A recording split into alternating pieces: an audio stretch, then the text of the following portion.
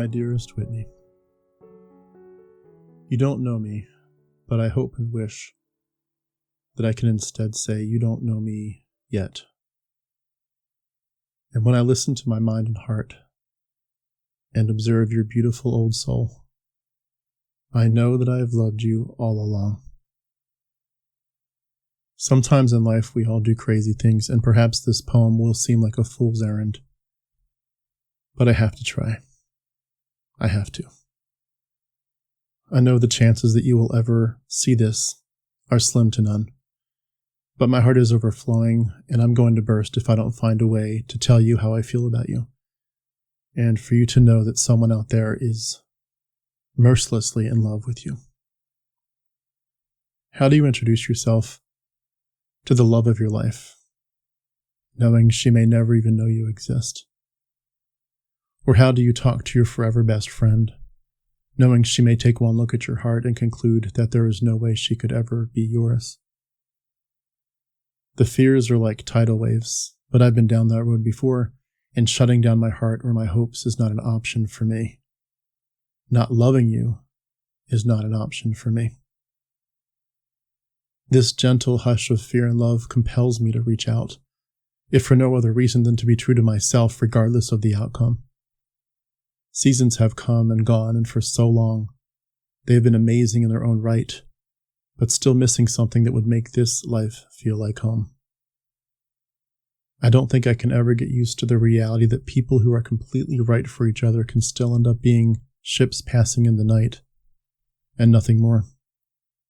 But I have faced the dark night of the soul enough times to no longer be afraid and to always leave the darkness for the light. My windy candle voice might be softly blown and hushed, as secure as leaves on an autumn tree.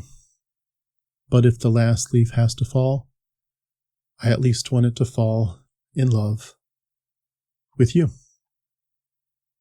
For so very long I have hoped to find someone who understands and who would not just pass by, but would truly see my heart, and in looking that closely would conclude that there is no way she could ever live without me. A dancer with a poet's heart. You are a masterpiece, and you have become my true delight. The empty room inside me keeps echoing your name. Whitney, Whitney, Whitney. You have reshaped my universe. Two heart-shaped locks, each other the key, lost without each other. It tortures me knowing you may never hear my poem, my invitation, my plea. You may never even know my name. But I think about you all the time. I make breakfast in the morning and wonder if you'd prefer coffee or tea today. I ache to meet you, to see your beautiful eyes face to face.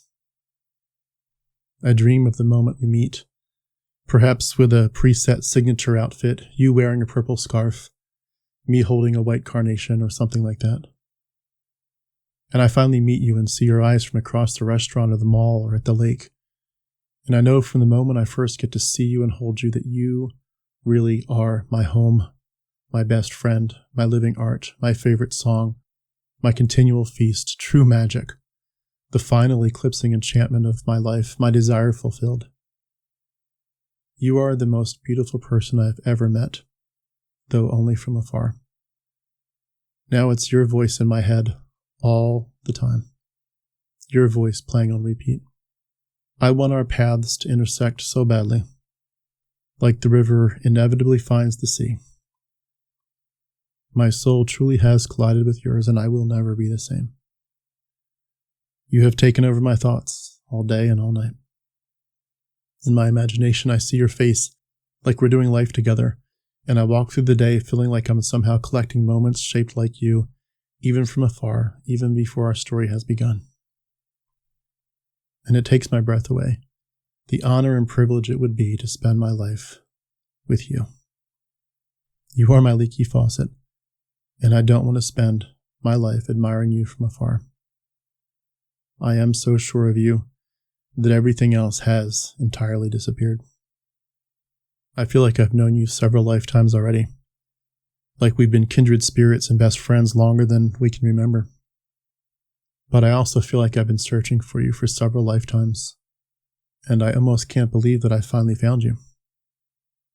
How strange to feel nostalgic for someone you've never met yet. I've always somehow known and believed deep down that I would someday find the one who, like me, was born to be a dreamer. And you really have ruined me. I always hoped to imagine that someone like you existed. All my life I've looked for you, not sure I'd ever find you. And people told me to stop daydreaming of you, like there was just no possible way that you existed. Yet here you are, in flesh and bone, the beautiful girl with the sandpaper heart, as real as can be. And meeting you someday will be meeting the missing part of me. What a beautiful thing it is to find the one your soul relentlessly adores. It won't be possible for very long to keep living without you. You are unforgettable and you are irreplaceable. If love is more knowing than learning, then I'm proud to say that I know I would gladly spend the rest of my life adoring you. And now that I know you exist, without you there will always be a hollow space inside me that will never be filled without you by my side. Life will never feel like enough without you. And that gives me hope, but also breaks my heart, knowing the odds, and knowing how life and love so often work. But here I am, trying my best, because that's all we can ever do. So very certain of you, knowing that with you there is something so very different, something infinitely more. And for my whole life, my heart has also been rambling on, speaking a language that no one seems to know. But the moment I heard your voice and your words, the moment I saw your face, I knew through and through, it's Whitney, it's her. You've been waiting this whole time for her. It's so strange, after so many years of hoping, to hear someone else's heart speaking my heart's language when no one else could hear me. And it's so painful to know that I can hear your heart and to know that I may never even have the chance to show you mine. And I'll have nothing left but to keep you tucked away in my heart as the clock ticks on and the years move forward. Once I discovered that you really did exist, my heartstrings got tangled tight, and I haven't even met you yet, but I already can't find a way to untangle my heart from yours. Not that I'd want to. You're not my second choice, you're my only choice. My forever home. The sun won't set on our affection. When I say I love you, I mean for the word forever to be added on. You are not a short-term obsession or a temporary admiration, and I really do want to calculate time by your life. I ache to be both your then and your now, to leave you post-it notes reminding you that you are my sunshine and to share a plate of birthday cake with you at midnight. I can't wait to hear your voice in the morning and see the light in your eyes when you tell me what you're passionate about and spend the rest of my life reminding you that I'm a safe place for you to stay. The more I listen to you, the more I see your face in your eyes, the more I know that you are the right story, and I desperately want it to unfold. This is not instantaneous or reckless. This is endless years in the making. But here we are today, and if and when you're ready, I am prepared to take as much time as we need to get this right. Your ocean of too many questions is music to my ears. The mystery won't make me leave.